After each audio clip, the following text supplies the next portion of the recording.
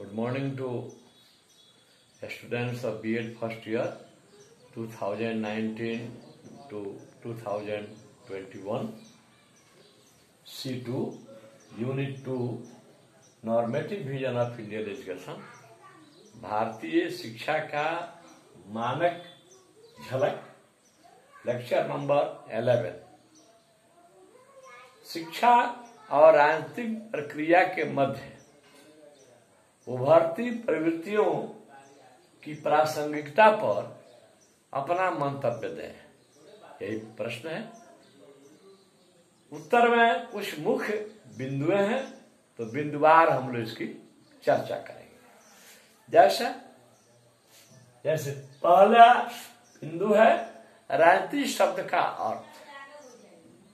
हम जानते हैं कि हिंदी शब्द राजनीति अंग्रेजी शब्द पॉलिटिक्स का हिंदी रूपांतर है और अंग्रेजी का शब्द पॉलिटिक्स यूनानी भाषा के पॉलिश शब्द से लिया गया है, POLIS। यूनानी भाषा में पॉलिश शब्द का अर्थ होता है नगर राज्य, सिटी स्टेट्स। क्योंकि उस समय यूनान में अनेक छोटे छोटे राज्य नगर राज्य थे।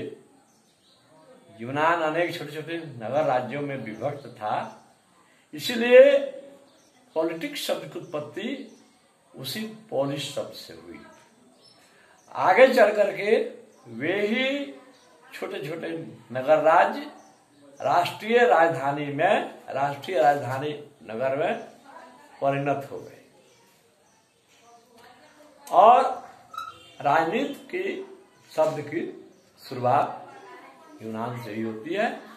पहले इसका अर्थ था राज्य चलाने की नीति ही राजनीति कहलाती थी। कैसे नीति निर्धारण किया जाए कि जनता का अधिक से अधिक कल्याण हो, कैसे शासन का संचालन किया जाए, कैसे नीति निर्धारण किया जाए कि अधिक से अधिक जनता लाभान्वित हो, इसी को राजनीति कहते थे। लेकिन बदलते हुए परिवेश में राजनीति शब्द के अर्थ में भी उत्तरोत्तर परिवर्तन होता गया और आजकल राजनीति का जो अर्थ है वह गंदी राजनीति के रूप में प्रचलित हो रहा है। आजकल भारतीय शिक्षा जगत में राजनीति जो है वह गंदी राजनीति का ही बोलबाला है, जो हमारे यहाँ पॉइंट नंबर 2 में है। और आजकल शिक्षण संस्थाएं भी इससे वंचित नहीं है। शिक्षण संस्थाओं में भी बराबर आंदोलन, बराबर हिंसा, रक्तपात इत्यादि हो रहे हैं, जो कि राजनीति के असल स्वरूप से गंदी राजनीति की ओर भटकाव का संकेत है। राजनीति के आजकल शिक्षण संस्थानों में 4 मोहरे हैं। प्रबंध समितियों के प्रशासक, शिक्षक, छात्र और अधीनस्थ कर्मचारी, जिसमें लिपिक और आदेशपाल आते हैं। राजनीति के मुख्यतः 2 क्षेत्र हैं, विद्यालय एवं विश्वविद्यालय तथा उनके अधीनस्थ महाविद्यालय। इन्हीं क्षेत्रों में आजकल इस गंदी राजनीति का ज्यादा बोलबाला चल रहा है, जहां पर गुटबंदी का आधार, गुटबंदी के भी कई आधार हैं, लेकिन खासकर जातिगत जो गुटबंदी है वह चरम सीमा पर है। शैक्षिक माहौल पूर्णतः इससे दूषित हो गया है। पहले जो विद्यालय महाविद्यालयों में पढ़ने पढ़ाने का माहौल था, पठन पाठन का माहौल था, शिक्षक को देख करके छात्र नतमस्तक हो जाते थे, उनको अपना गुरु मानते थे, ईश्वर का अवतार मानते थे। आज यह कोसों दूर होता जा रहा है यह परंपरा। अब है कि संकीर्ण एवं गंदी राजनीति के भयंकर परिणाम आ रहे हैं। नंबर 1, छात्रों में अनुशासनहीनता की वृद्धि हो रही है। छात्रों को पढ़ाई तो वहां मिलती नहीं है, अध्ययन अध्यापन महाविद्यालयों में होता नहीं है, इसीलिए छात्र जो है निरंतर अनुशासनहीन बनते जा रहे हैं। दूसरा, अध्यापक वर्ग का मन अध्ययन अध्यापन से अब विमुख हो रहा है, उनको अध्यापन की फुर्सत कहाँ है। यहाँ पर हमेशा गुटबंदी, तालाबंदी, हिंसक कार्रवाइयां करने के लिए छात्रों को उकसाना, छात्रों को वे लोग अपने टूल्स के रूप में मानते हैं और जहां तहां उनका दुरुपयोग करते रहते हैं। तो वे अध्ययन अध्यापन से विमुख हो रहे हैं। इतना ही नहीं, आजकल तो शिक्षक को छात्र पहचानते ही नहीं है। महाविद्यालयों में वे पहचानते हैं किनको, तो केवल जो कर्मचारी वहां पर हैं, जो लिपिक हैं, जो उनका नामांकन लेते हैं, जो आदेश पालवा रहते हैं, इन्हीं दो को पहचानते हैं। बहुत सारे छात्र जो हैं अब वे महाविद्यालय में शिक्षक को पहचानते भी नहीं है, क्योंकि शिक्षक से उनका कोई तालमेल ही नहीं है। संस्थाओं में आजकल जहां पठन पाठन होता था, शांतिपूर्ण माहौल होता था, जहां पर सब एक दूसरे से शिक्षक और छात्र पुत्रवत जुड़े हुए थे, वहां पर अध्ययन अध्यापन के जगह पर दंगे हो रहे हैं, गोलीबारी हो रही है, हत्याएं इत्यादि हरकतें हो रही हैं। अभी हम लोगों ने जो विभिन्न विश्वविद्यालयों में ये जो हरकतें हो रही हैं, उसमें JNU विश्वविद्यालय भी आता है, जो देश के गिने गिने विश्वविद्यालयों में शीर्षस्थ विश्वविद्यालय, वहां जो हरकतें हो रही हैं, और भी अलीगढ़ मुस्लिम विश्वविद्यालय में जो कुछ हो रहा है, यह किसी दृष्टि से शोभनीय नहीं कहा सकता। शिक्षा और छात्रों का अपने लक्ष्य भटकाव, शिक्षा भी अपने लक्ष्य से भटक रही है और छात्र भी अपने लक्ष्य भटकते जा रहे हैं। उनका उद्देश्य अब पठन पाठन नहीं रह गया है। उसमें अधिकांश छात्र जो हैं, बहुसंख्यक जिनको कह सकते हैं, वे अध्ययन अध्यापन से कोसों दूर होते जा रहे हैं और गंदी राजनीति के शिकार होते जा रहे हैं। इसमें प्रतिभाशाली एवं अध्ययनशील बालकों के लिए और भी कठिनाई हो रही है, क्योंकि इनकी संख्या कम होती है। पढ़ने वाले जो छात्र हैं वे बहुत कम होते हैं, प्रतिभाशाली छात्र भी कम होते हैं। लेकिन होता क्या है कि जो अधिकांश छात्र हैं जो नहीं पढ़ने वाले हैं, उनकी चूंकि बहुसंख्यक स्थिति होती है, तो उनकी बात को इन्हें मानना पड़ता है और इनको और कठिनाइयों का सामना करना पड़ता है। जीवन के चरम लक्ष्य एवं राष्ट्रीय लक्ष्यों की प्राप्ति में कठिनाई। जीवन का जो चरम लक्ष्य है, परमानंद की प्राप्ति करना, हमारे भारतीय मनुष्यों ने कहा था, अपने कर्म के द्वारा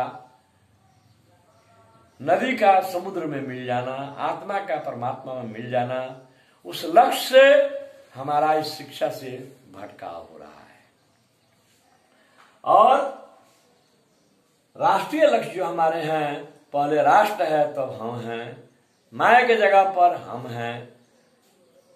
विभिन्न क्षेत्रवाद की जो झगड़ा चल रही है, भाषावाद की झगड़ा चल रही है, ये सब जो है यह बहुत ही अशोभनीय है ना। तो हम राष्ट्रीय लक्ष्यों की प्राप्ति में भी इससे कठिनाइयां आ रही हैं, इन दंगे फसाद होने से।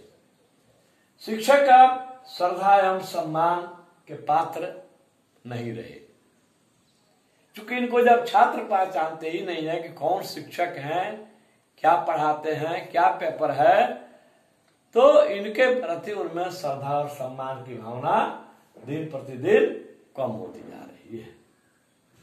शिक्षण संस्थाएं जहां पर पढ़ाई होती थी, यहां पर बैठ करके किसी वास्तविक लक्ष्य की ओर पहुंचने का मार्ग खोजा जाता था। जो छात्र को समझ में नहीं आता था, शिक्षक उनकी समस्याओं को दूर करते थे। इतना ही नहीं, छुट्टी के अवकाश के दिनों में भी जिन प्रोफेसर्स का, जिन टीचर्स का कोर्स पीछे रहता था, अवकाश के दिनों में भी छात्रों को बुलाकर कोर्स पूरा कराते थे। और कोर्स पूरा कराना, सिलेबस पूरा कराना शिक्षक का दायित्व होता था। शिक्षक, उस समय के जो प्रोफेसर लोग भी थे, वे पढ़ाते भी थे और छात्र को नोट्स भी देते थे। हम जिस क्षेत्र के रहने वाले हैं उस क्षेत्र के का एक ही महाविद्यालय था, महारानी जानकी कुंवर महाविद्यालय बेतिया। यहाँ पर मोस्टली वीकर सेक्शन के ही बच्चे पढ़ते थे। चंपारण तो ऐसे ही पिछड़ा इलाका, उनके पास पुस्तक खरीदने के भी रुपये नहीं होते थे। लेकिन चूंकि प्रोफेसर का क्लास वे लोग रोज करते थे, हम लोग रोज करते थे, इसलिए उनके नोट से ही हम लोग का काम चल जाता था। आज के प्रोफेसर लोग जो सुनने में आता है, कहते हैं प्रोफेसर का काम लिखाना नहीं है। तो प्रोफेसर का काम लिखाना नहीं है तो बच्चा जो लिख कर लाता है उसको तो चेक करना है, उसको तो अच्छी राय आपको देना है कि कैसे उसका सुंदर नोट्स होगा। तो यह काम कीजिएगा नहीं, वह काम कीजिएगा नहीं। तो शिक्षण संस्थाएं जो है दलबंदी के अखाड़ों में तब्दील हो रही हैं। नेक्स्ट है परीक्षाओं की गंभीरता पर सवालिया निशान लगना। आजकल जो परीक्षाएं हो रही हैं वह उन पर भी अब सवालिया निशान लग रहे हैं, क्योंकि परीक्षाओं की पवित्रता भी अब बाधित हो रही है। छात्र जो है एन केल प्रकारेण परीक्षा पास कर लेना ही अपनी जिम्मेवारी समझते हैं, चाहे उसके लिए हिंसात्मक कार्रवाई करना पड़े, चाहे आंदोलन करना पड़े, चाहे जो करना पड़े, किसी तरह नकल करना पड़े, कदाचार करना पड़े, ये केवल परीक्षा उत्तीर्ण करने का हाल जानते हैं। इसलिए यही कारण है कि आज के जो पढ़ लिख करके जो छात्र निकल रहे हैं, हम लोग तो डिग्री को प्रणाम करते हैं, सलाम करते हैं उनकी, लेकिन जो उनका माहौल है वह काफी, जो उनकी स्थिति है, कहना नहीं चाहिए डिग्रीधारी लोगों का, वह बहुत ही दयनीय है। वह नहीं होना चाहिए। डिग्री है, हम डिग्री को प्रणाम करते हैं, सलाम करते हैं, लेकिन डिग्री के लायक योग्यता भी होनी चाहिए। और निष्कर्ष के रूप में हम कह सकते हैं कि शिक्षा में उपरोक्त प्रकार की गंदी राजनीति भारतवर्ष के लिए एक बहुत बड़ा अभिशाप है। अगर समय रहते इससे मुक्ति नहीं पाई गई तो आगे चल करके यह देश के लिए, समाज के लिए, परिवार के लिए, व्यक्ति के लिए बहुत ही खतरनाक साबित हो सकता है। विद्यालय को, महाविद्यालय को विद्यालय ही रहने दिया जाए, महाविद्यालय को महाविद्यालय रहने दिया जाए, इसको पठन पाठन तक ही सीमित रखा जाए, इसको नीचे उतारने की कोशिश न की जाए, गंदी राजनीति में घसीटने की कोशिश न की। धन्यवाद।